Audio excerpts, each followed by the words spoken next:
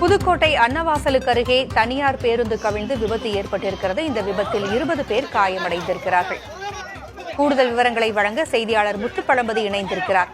முத்துப்பழம்பதி, இந்த விபத்து எப்படி ஏற்பட்டது? மக்கள் அனைவரும் மீட்கப்பட்டு விட்டார்களா?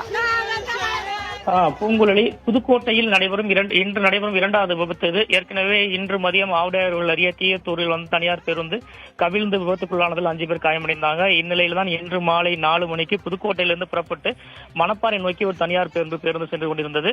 அது அன்னவாசலுக்கு முன்பாக, அதாவது அன்னவாசல் ஒன்றிய அலுவலகத்திற்கு முன்பாக சென்று கொண்டிருந்த போது அந்த பேருந்தின் முன்பக்க டயர் வெடித்ததாக கூறப்படுகிறது. இதில் இந்த பலத்த சத்தத்தோடு அந்த பேருந்து சாலையின் நடுவே தலைக்குப்புற கவிழ்ந்துருச்சு. இந்த விபத்துல உடனடியாக இந்த பேருந்துல பாத்தீங்கன்னா 50க்கும் மேற்பட்டோர் பயணம் செஞ்சிருக்காங்க.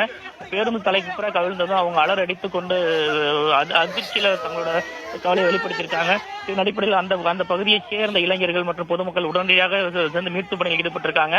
தலைக்குப்புற கவிழ்ந்ததால ஜன்னல் பக்கமாக உடைத்துக் கொண்டு வெளியே வர முடியாத சூழல்ல முன்பக்கம் மற்றும் பின்பக்க கண்ணாடிகளை உடைத்துக் கொண்டு அலறல் சத்தத்தோடு உள்ளே இருந்த பயணிகள் ஒருவராக வெளியே வர தொடங்கினாங்க.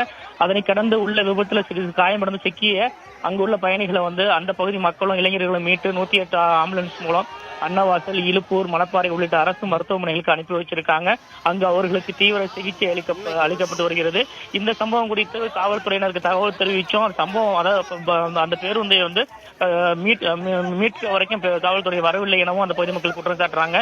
மீட்பு பணியில் முழுக்க பொதுமக்களை ஈடுபட்டதாகவும் கூறப்படுகிறது. இப்ப அந்த பேருந்து அதிவேகமாக வந்ததாக ஒரு தரப்பினர் சொல்றாங்க. அதே வேளையில அந்த பேருந்தின் முன்பக்க டயர் வெடித்ததால் இந்த விபத்து ஏற்பட்டிருக்கு என்றும் கூறப்படுகிறது. தொடர்ந்து இந்த சம்பவம் குறித்து காவல்துறையினர் விசாரித்து வர்றாங்க.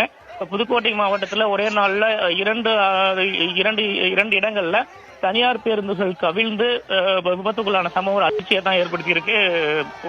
நன்றி முத்துப்பழம்பதி. கூடுதல் தகவல்களுக்கு மீண்டும் தொடர்பு கொள்கிறோம்.